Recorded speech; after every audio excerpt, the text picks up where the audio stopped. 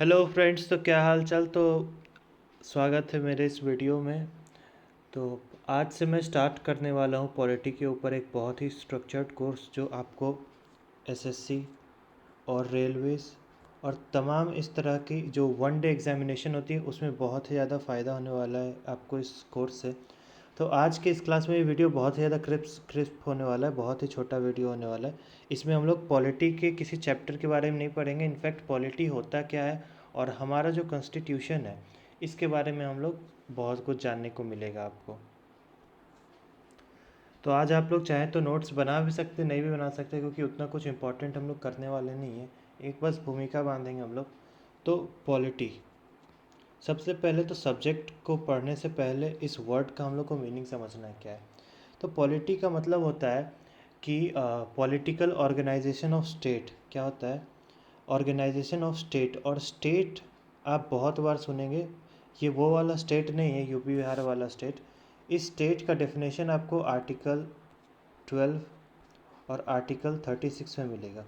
तो ये state basically होता क्या है? कोई भी सेंट्रल गवर्नमेंट ऑर्गेनाइजेशन, कोई भी स्टेट गवर्नमेंट ऑर्गेनाइजेशन और प्लस कोई भी पीएसयू यानी कि पब्लिक सेक्टर अंडरटेकिंग, जिसमें पब्लिक प्राइवेट पार्टनरशिप्स होती हैं। तो इन सब को ही हम लोग स्टेट का दर्जा देते हैं। और जो हमारा कॉन्स्टिट्यूशन का, आप लोग इतना तो जानते हैं, जो हमारा फंडामेंटल राइट्स होता है, ये फंडामेंटल राइट्स भी हम लोग स्टेट पर ही इन्फोर्स कर सकते हैं, किसी प्राइवेट इंस्टीट्यूशन पे हम लोग इन्फोर्स नहीं कर सकते। तो चलिए हम लोग शुरू करते हैं अब। तो पॉलिटी का मतलब समझ में आ गया। बेसिकली पॉलिटी होता क्या है, अगर इसे बहुत ही सिंपल भाषा में हम लोग बताना चाहें तो ये होता है रूल्स, जो हमारा रूल्स एंड रेगुलेशन है जिससे हमारा स्टेट वो होगा, क्या कहते हैं, गवर्न करा जाएगा। प्लस इंस्टीट्यूशंस, जैसे इंस्टीट्यूशन है यूपीएससी है, पार्लियामेंट है, कोर्ट है, ये सब क्या हमारे इंस्टीट्यूशन है जो हमारे देश को चलाने में एक बहुत ही वाइटल रोल प्ले करते हैं। और आ जाता है हमारा सबसे इम्पॉर्टेंट, यहाँ के सिटीजन्स। तो पॉलिटी में बेसिकली इन्हीं तीनों का जो संयम होता है, जो सिंक्रोनाइजेशन होता है, किस तरह से ये लोग एक दूसरे के साथ मिलकर काम करेंगे, इसी के बारे में हम लोग पॉलिटी में पढ़ते हैं, इसी की व्यवस्था है पॉलिटी। तो इंडियन पॉलिटी के बारे में अब हम लोग कुछ कुछ जानते हैं, इंपॉर्टेंट फैक्ट्स और बहुत ही ज़्यादा बेसिक फैक्ट्स। तो सबसे पहले डेट ऑफ अडॉप्शन, दो इम्पॉर्टेंट डेट्स है। पहला, कब हमारा पॉलिटी, जो हमारा कॉन्स्टिट्यूशन है, वो अडॉप्ट किया गया था। तो ये हमारा 26 नवंबर को अडॉप्ट किया गया था 1949 को। ओके। और लेकिन ये फोर्स में कब आया है कि नहीं, फोर्स में आना यानी कि ये लागू कब हुआ, तो ये हमारा 26 जनवरी, सबको पता ही होगा, 1950 को लागू हुआ। क्यों लागू हुआ? इसी दिन ही क्यों लागू हुआ? जब बन गया था 26 जनवरी को अडॉप्ट हो गया था, तो लागू इस दिन क्यों हुआ? क्योंकि जो 1930 में कांग्रेस का सेशन था, जहाँ पे हमारा पूर्ण स्वराज का जो हमारा रेजोल्यूशन पास हुआ था, वो 26 जनवरी को ही हुआ था। इसीलिए हम लोग 26 जनवरी को ही हमारे लीडर्स ने इस दिन को चुना। ठीक है, अब इस बारे में ज़्यादा बात नहीं करते हैं। अब आ जाते हैं हम लोग ड्राफ्टिंग ऑफ द कॉन्स्टिट्यूशन। तो कॉन्स्टिट्यूशन बना कैसे? तो जो हमारे इसे ड्राफ्ट किया, ड्राफ्ट यानी कि इसका जो हमारा लेखा जोखा तैयार किया, वो करने वाली बॉडी कौन थी? It was the constituent assembly. कौन थी ये? कॉन्स्टिट्यूएंट असेंबली थी, जिसके हेड आप लोग ने सुना ही होगा, doctor B are Ambedkar ji थे। इसीलिए इन्हें फादर ऑफ कॉन्स्टिट्यूशन कहा जाता है, इंडियन कॉन्स्टिट्यूशन। और ड्राफ्टिंग, एक सेकंड, थोड़ी सी गलती हो गई यहाँ पर। कॉन्स्टिट्यूएंट असेंबली के नहीं थे, ड्राफ्टिंग कमेटी के थे। कॉन्स्टिट्यूएंट असेंबली के जो हमारे फर्स्ट और ये टेम्पोररी प्रेसिडेंट थे, उनका नाम था डॉक्टर सच्चिदानंद सिन्हा। क्या नाम था उनका? डॉक्टर सचिद आनंद सिन्हा। सही है। लेकिन जो हमारे परमानेंट मेंबर थे, परमानेंट प्रेसिडेंट कॉन्स्टिट्यूएंट असेंबली के, वो थे हमारे डॉक्टर राजेंद्र प्रसाद जी। सही है। जो हमारे देश के प्रथम प्रधानमंत्री भी हुए, डॉक्टर राजेंद्र प्रसाद। सही है। तो जो पहली मीटिंग हुई थी कॉन्स्टिट्यूएंट असेंबली की, ये 9 दिसंबर 1946 को हुई थी, जिस दिन डॉक्टर सच्चिदानंद सिन्हा जी को प्रेसिडेंट इलेक्ट किया गया था। लेकिन डॉक्टर राजेंद्र प्रसाद को इसकी सेकेंड मीटिंग, जो कि जैसा मुझे याद है 11 दिसंबर को हुई थी, उस दिन इन्हें परमानेंट प्रेसिडेंट इलेक्ट कर लिया गया था। सही है। तो हमारे कॉन्स्टिट्यूशन को बनने में समय कितना लगा? हमारे कॉन्स्टिट्यूशन को बनने में 2 साल 11 महीने और 17 दिन लगे। सोचिए, इतना दिन हमारे कॉन्स्टिट्यूशन को बनने में लगा। तो जब हमारा कॉन्स्टिट्यूशन बना था, तो अब हम लोग आ जाते हैं कि जो कॉन्स्टिट्यूएंट असेंबली है उसमें मेंबर्स कितने थे। तो जब हमारा कॉन्स्टिट्यूएंट असेंबली था उसमें टोटल 389 मेंबर्स थे बिफोर पार्टीशन। लेकिन पार्टीशन हुआ, हमारा एक बेटा देश बन गया, तो कुछ वहाँ चले गए। तो कितने वहाँ पे गए थे हमारे वहाँ पे 89 और एक 90 मेंबर्स वहाँ चले गए। तो हमारे पास कितने मेंबर्स बचे? 299 मेंबर्स इंडिया में बच गए आफ्टर पार्टीशन। सही है। तो हमारा जो कॉन्स्टिट्यूशन है इसका लेंथ क्या है? तो सबसे पहले इसके स्ट्रक्चर और लेंथ के बारे में हम लोग जानते हैं। तो हमारे कॉन्स्टिट्यूशन में इनिशियली 395 आर्टिकल्स थे। अब आप पूछोगे सर ये आर्टिकल किस चिड़िया का नाम है?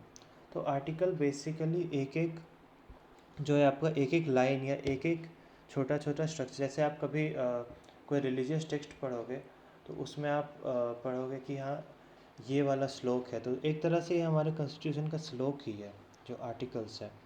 और अब एक और चीज़ आ जाता है पार्ट्स और स्केड्यूल। ये आप लोगों ने बहुत सुना होगा और इसमें बहुत कन्फ्यूज़न भी होता होगा। तो चलिए मैं आपको बहुत ही आसान शब्दों में बता देता हूँ इधर में अंतर क्या होता है। पार्ट्स को आप लोग चैप्टर समझ लीजिए। जैसे कि आर्टिकल 1 से 4 पार्ट 1 में आते हैं और इसमें ये किस चीज़ से डील करता है? तो ये इंडिया जो कि हमारा union of India and it's state के बारे में बताता है। आर्टिकल 5 से 11 सिटीजनशिप के बारे में बताएगा और ये पार्ट 2 में आता है इसी तरह से। लेकिन स्केड्यूल क्या होता है? स्केड्यूल होता है एक्स्ट्रा इन्फॉर्मेशंस होते हैं हमारे आर्टिकल, हमारे कॉन्स्टिट्यूशन के बारे में, और ये at the end of constitution दिया हुआ रहता है। एंड ऑफ कॉन्स्टिट्यूशन दिया रहता है। लेकिन ये जो पार्ट्स है ये कहीं दिया नहीं रहता। ये जो हमारा कॉन्स्टिट्यूशन है उसी के अलग अलग हिस्से को हम लोग पार्ट्स बोलते हैं। सही है। ठीक है। तो आज अब जानते हैं हम लोग कि कितने पार्ट्स है, कितना स्केड्यूल है। ये क्वेश्चन डायरेक्टली भी पूछा जाता है सारे एग्जाम्स में। तो पार्ट जब हम लोग का कॉन्स्टिट्यूशन बना था तो इनिशियली हमारे पास 22 पार्ट्स थे। लेकिन अभी करेंटली हमारे पास कितने पार्ट्स हैं? हमारे पास 25 पार्ट्स हैं करेंटली। सही है। और स्केड्यूल जब हमारा कॉन्स्टिट्यूशन बना था तो हमारे पास 8 स्केड्यूल थे। लेकिन अभी हमारे पास कितने स्केड्यूल हैं? 12 स्केड्यूल्स हैं। सही है। और टोटल अमेंडमेंट्स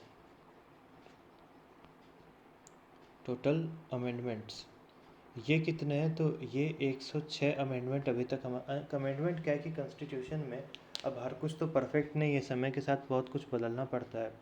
तो उसी के बदलने की प्रक्रिया को अमेंडमेंट कहा जाता है और इसका जिक्र आर्टिकल 368 में। इसको हम लोग बहुत डिटेल में पढ़ेंगे, कितने तरह का अमेंडमेंट होता है, क्या होता है, नहीं होता है, सब कुछ पढ़ेंगे हम लोग। सही है। अब हमारे कॉन्स्टिट्यूशन का कुछ कुछ खास बात है। सबसे पहला खास बात क्या है कि ये लॉन्गेस्ट रिटन कॉन्स्टिट्यूशन है। अब आप पूछोगे सर रिटन है तो क्या बिना रिटन भी कोई कॉन्स्टिट्यूशन होता है? तो हाँ होता है। आप लोग को सुन के ताज्जुब लग रहा होगा लेकिन होता है। जैसे यूके जैसे कंट्री में नॉन रिटन कॉन्स्टिट्यूशन ही है, यानी कि वहाँ पे जो ऑर्डर्स कोर्ट ने पास किए या समय समय के साथ जो नियम बनता गया उसी का एक कंपाइलेशन जो है हमारा वो ये कहलाता है कॉन्स्टिट्यूशन कहलाता है। कोई प्लान करके, जैसे हमारे में बहुत सारी ड्राफ्टिंग कमिटीज़ बनी, बहुत सारी कमिटीज़ बनी, तो वैसा वहाँ पे कुछ भी नहीं हुआ था। ठीक है। और अमेंडमेंट्स हो गया। सोर्सेस के बारे में जानते हैं कि हमारा कॉन्स्टिट्यूशन में हमने क्या क्या चीज़ कहाँ से बोरो किया। तो सबसे पहले हमारा जो है सिस्टम है गवर्नमेंट का, वो है पार्लियामेंट्री फॉर्म ऑफ गवर्नमेंट। कौन सा गवर्नमेंट है? Parliamentary form of government.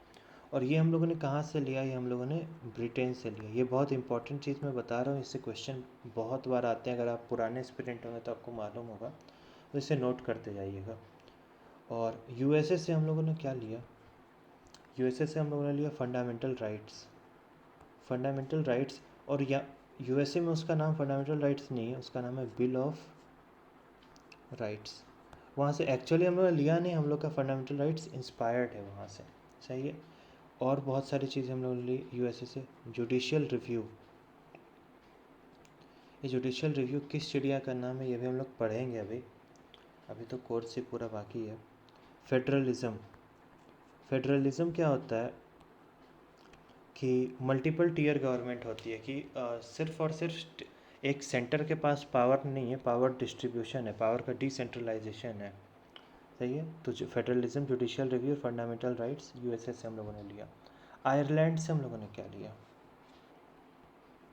Ireland से हम लोगों ने लिया DPSP, directive principle to state policies, सही है। ये किस पार्ट में आप लोग कमेंट करके बताइएगा। ये हमारा part DPSP part 4 of the constitution में, सही है। और कितने आर्टिकल के बीच में? तो ये आर्टिकल 36 से लेकर के 51 के बीच में पढ़ेंगे हम लोग, इस बारे में बहुत डिटेल में पढ़ेंगे। आयरलैंड से हो गया हमारा डीपीएसपी। कनाडा से हम लोगों ने क्या लिया? तो कनाडा से हम लोगों ने लिया फेडरेशन विद स्ट्रॉन्ग सेंटर।